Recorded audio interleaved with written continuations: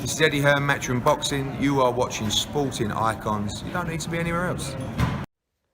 Okay, so Robert Smith, the General Secretary of the British Boxing Board of Control, has stated that it would be unlikely that they would give permission to Chris Eubank Jr. to fight Conor Benn in the UAE in Dubai. This is what he had to say. We have a boxer who has recorded positive dope tests who hasn't been cleared, so it would be disrespectful to the sport. Robert Smith's statement. So, Chris Eubank Jr. has one of two options. Not fight Conor Benn, or he's going to have to potentially relinquish his license. Because as a British Boxing Board of Control license holder, he has to go by the British Boxing Board of Control rules, okay? So if he was to go out there and just ignore the British Boxing Board of Control and fight Conor Benn anyway, there's a very real chance that he could get his license suspended, because they would see it as, I know that Robert Smith is seeing it as disrespectful to the sport, but it's a case of Chris Eubank Jr. will be facilitating in fighting somebody who has an outstanding case. Now, I don't know if this will go for the same as Eddie Hearn. I don't quite know what the rules of that would be. Obviously, Eddie Hearn is a British Boxing Board of Control license holder as well as a promoter. So if Eddie Hearn was to put Conor Benn on any show, doesn't matter where it is in the world, maybe they could suspend his license, have him up under some kind of charge. Listen, I don't know. All I'm doing here is speculating. So if I'm Eddie Hearn, if I'm Chris Eubank Jr., I'm really looking at this closely, because at the end of the day, Conor Benn, listen, he may well be innocent. Okay, he might be. Right now, we don't know. People can say yes, he is. People can say no, he isn't. Ultimately, we don't know. He's the only one who really knows. Okay, but the point is, we don't know. So therefore, he needs to go through the process. He needs to have that hearing with the British Boxing Board of Control before he does anything. Because at the end of the day, people can say how, and Eddie Hearn can say how, and Conor Benn can say how, and anybody else can say how Conor Benn can fight in any other country because he's not actively suspended. Yeah, the reason why he's not suspended is because he hasn't faced the British Boxing Board of Control. If he faced the British Boxing Board of Control, he may get suspended. And if that happens, then no commission around the world, in theory, would sanction Conor Benn.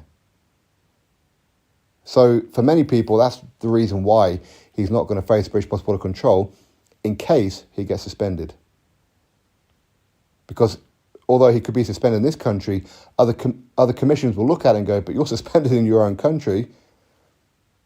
No, you're not fighting in ours. You're not fighting in our state or in our country, however. So there's a very real chance that that's why he's not facing the British Boxing Board of Control. And maybe that's why Eddie Hearn wants to get Conor Benn out to try and capitalise on some of the hype that's around Conor Benn right now. Whether it's positive or negative, of course, a lot of it is, or most of it is negative. But people will still pay. And is it right to put somebody who's still under investigation, who isn't cleared, as Robert Smith would call it, if we can word it that way, then is it bringing the sport into disrepute? Yeah, it is. Because at the end of the day, you're using it as a way to make money. You know, that they're saying get Conor Benn out in June in Dubai. Okay, why? And then face the British Boxing Board of Control after that. Why? To get paid. That's why. What they don't want to do is go through the process right now. Again, I'm only speculating here. Don't go through the process right now and then end up getting a 2, maybe 4-year ban.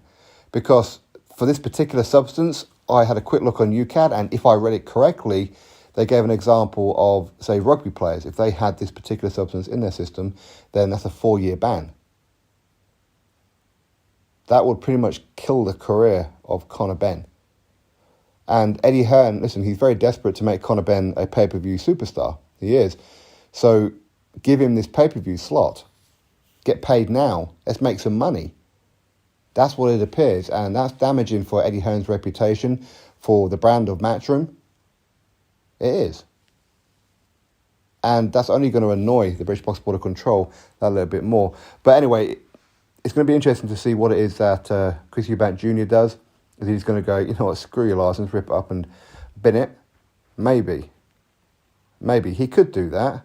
Maybe he's just looking at a Conor Benn payday and go, you know what, I'm more likely to make money with Conor Benn than I am in my next fight or 2 fights or even 3 fights, fighting whoever, and that would include a Liam Smith rematch.